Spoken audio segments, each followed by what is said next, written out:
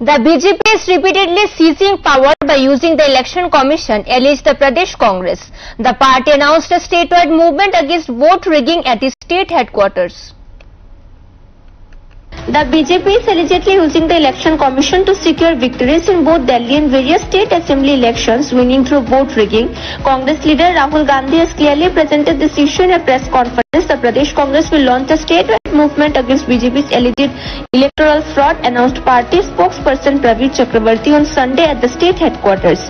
He said Rahul Gandhi has presented detailed evidence on the matter after media coverage. Opposition parties in parliament pressed the government for answers, but the government remained silent. Both Prime Minister Narendra Modi and Home Minister Amit Shah avoided commenting. Chakrabarti alleged that ahead of the Bihar elections, 6.5 million voters' names have been removed, citing lack of school certificates and birth proofs. The Supreme Court has also taken note, stating that authorities must inform voters why their names are being removed. Under this pressure, the Election Commission has said each voter whose name is removed will receive a notice. Chakrabarti further alleged that the BJP used the same strategy to retain power in Delhi during the 2024 Lok Sabha elections and is now trying to apply it in Bihar. আমি শুধু যে কথাটা বলতে চাই, দেশব্যাপী এই যে তথ্যগুলি আজকে উঠে এসেছে, এগুলি প্রাথমিক তথ্য। এই তথ্যের নিরিখে এবং আরো তথ্য নানা রাজ্যের যে সমস্ত তথ্য আছে, সেই তথ্যের ভিত্তিতে নির্বাচন কমিশনের যে আচরণ, এটা সংবিধান বিরোধী, দেশদ্রোহী, অপরাধমূলক কাজ, দেশের মানুষের বিরুদ্ধে অপরাধমূলক কাজ করছে। এর বিরুদ্ধে দেশবাসীর আমরা রাজ্য জনসাধারণকে আমরা ঐক্যবদ্ধ করবো, ঐক্যমত গড়ে তুলবো।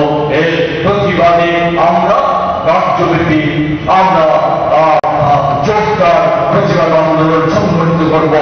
আগামী দিনে এই সমস্ত অসৎ উপায়, সেই অসৎ উপায় রক্ষার জন্য আমরা কার্যকরী ব্যবস্থা গ্রহণ করার জন্য এদিকে দাবি জানাবো, অন্যদিকে আমরা সাংগঠনিকভাবে প্রস্তুতি গ্রহণ।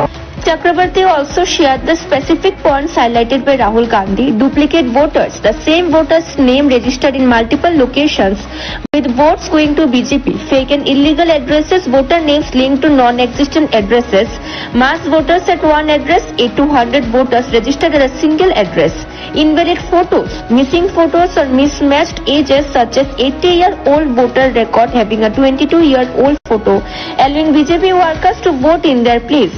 Misuse of Forum 6 intended for registering new 18+ voters were allegedly used to register 70 to 75 years old as new voters at multiple booths. According to him, 72% of people in the country have lost trust in the Election Commission. These issues will be explained to the public in every subdivision.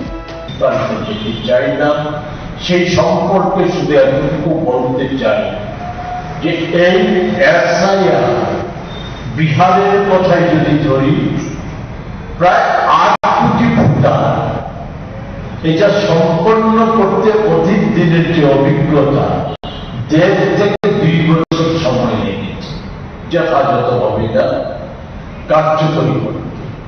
এটা কারোর মাথায় ঢুকছে না যে 1 মাসের মধ্যে এটা কি করে কার্যকরী করবে। প্রাথমিকভাবে যে তথ্য বেরিয়ে এসেছে, 65 লক্ষ ভোটার যে প্রাথমিক তালিকা, তার থেকে নাকি বাদ পড়েছে। এক্ষেত্রেও ডিজিটাল ভোটার লিস্ট দেওয়ার দাবি কংগ্রেসের পক্ষ থেকে, জাতীয় কংগ্রেসের পক্ষ থেকে করা হয়েছিল। এই সমস্ত কিছু উপেক্ষা করা হচ্ছে।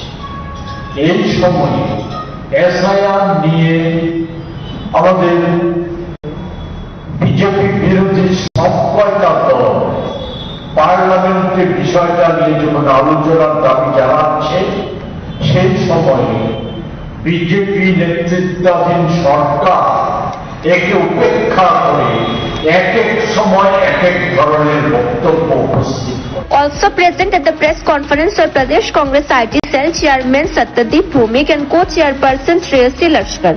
Bureau Report, Fact Finder.